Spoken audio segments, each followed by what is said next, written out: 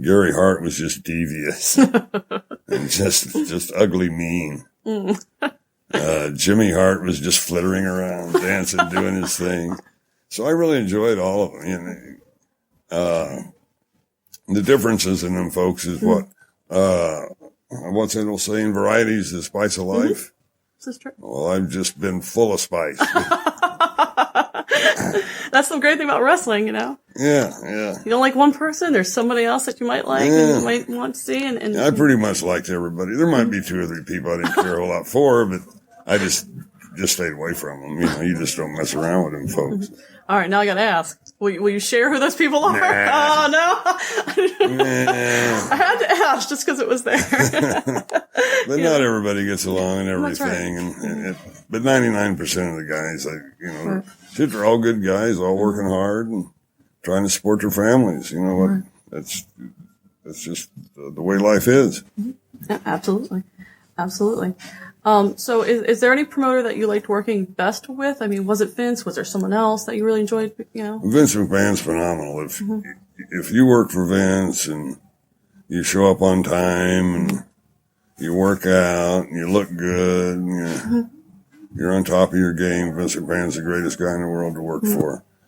Paul Bosch was a great promoter to work for. Vern Gagne was a good promoter to work for. Eddie Graham, the Crockett's. Everybody was pretty good to work for, actually. You know, you just go out there and do your job, work hard, and look at your check. That's the important thing. Make sure your family's taken care of and you get paid, of course. Sure. Absolutely. Well, you know, I don't want to take up too much more of your time because we've got almost a half an hour and I appreciate any time that you're going to give me. So, Mr. Orton, thank you so much. I appreciate it. Thank you for everything you've done for us fans. Thank you for coming out and everything that you do and your performances. Thank you so much. Yeah, and I got to thank the wrestling fans for coming. And thank you. And I don't get to do this very often. It's probably a good thing. No, I think you were a great interview. I enjoyed this very, very much. So thank you again, Mr. Orton. And thank you. All righty. Thank you. So as you heard, in the sit-down part of the interview, we got to talk about his early career, Roddy Piper, WrestleMania, Japan, Randy, all kinds of different subjects. However, when we were traveling and I was actually driving him, there was about an hour of time where we just talked. And there was a lot of great stories and a lot of interesting anecdotes and information that he passed along to me. So I wanted to share just a few of those. So, we talked about a number of things, and we did talk a little bit about women in wrestling. Colin West and I also spoke about it in episode 1.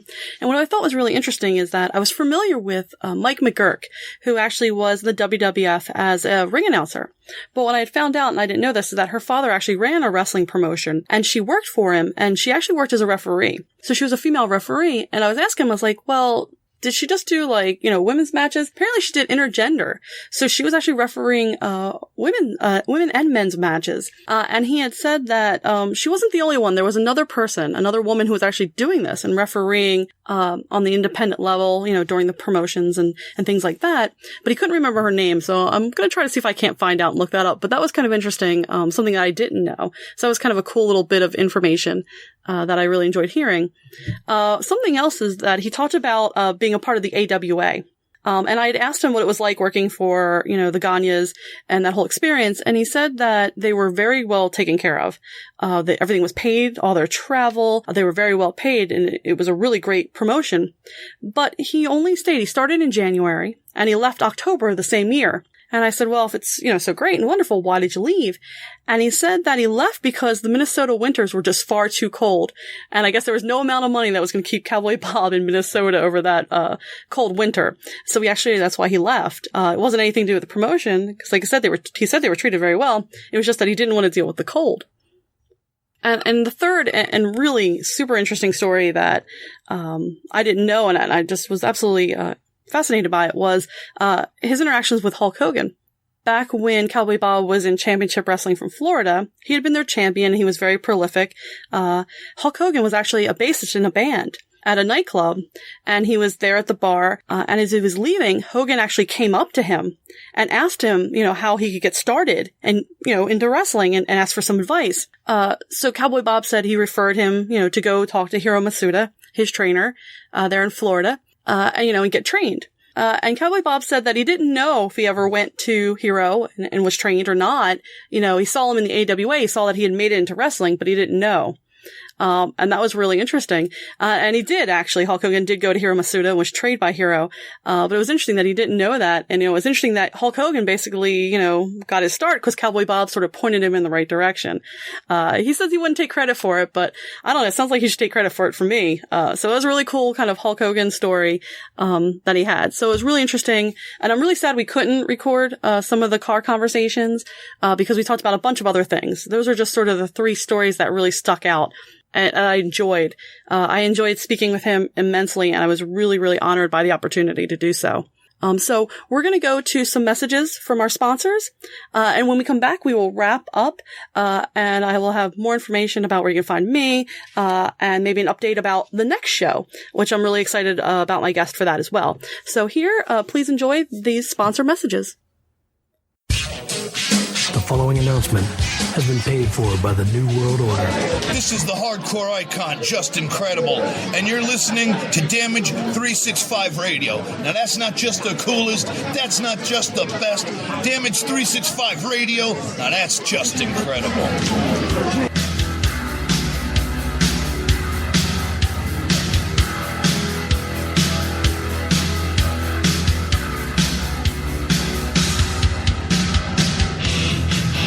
Funkenstein Wrestling Superstore, selling wrestling memorabilia from all around the world, including WWE, TNA, Japan, Mexico, and the very best of the independents. They've got action figures, DVDs, autographed memorabilia, t-shirts, and more. Plus, stop in and get tickets for great promotions like UWA Elite, CZW, and many others. Located indoors at the world-famous Englishtown Flea Market, Green Building, booth number 35 on 90 Wilson Avenue, Manalapan Township, New Jersey. Open every Saturday and Sunday, 8 a.m. to 4 p.m. Log on to Facebook.com/Funkenstein Inc. for more information.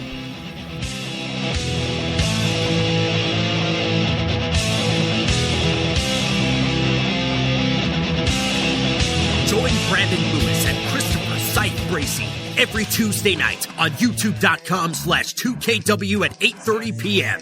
as they bring you the matches and moments that make 2KW Pro the heart of New York City. 2KW Pro, your company, your wrestling. This is Jim the Anvil Neidhart, and you're listening to Damaged Radio 365. Yeah, baby! The following announcement has been paid for by the New World Order. To close off the show, I have a lot of thank yous that I'd like to make. First off, thank you to WWE Hall of Famer Cowboy Bob Orton for taking time out to talk with me. Thank you to our sponsors. Thank you to the Funkenstein Wrestling Superstore. Check out their website and Facebook page. You can find those links in the show description. And if you visit them in Englishtown, please note they've moved to the Blue Building, booths 46 and 47. Thank you to Damage 365 Radio for giving us a place on their network, and UWA Elite for allowing me to interview Cowboy Bob backstage at their show.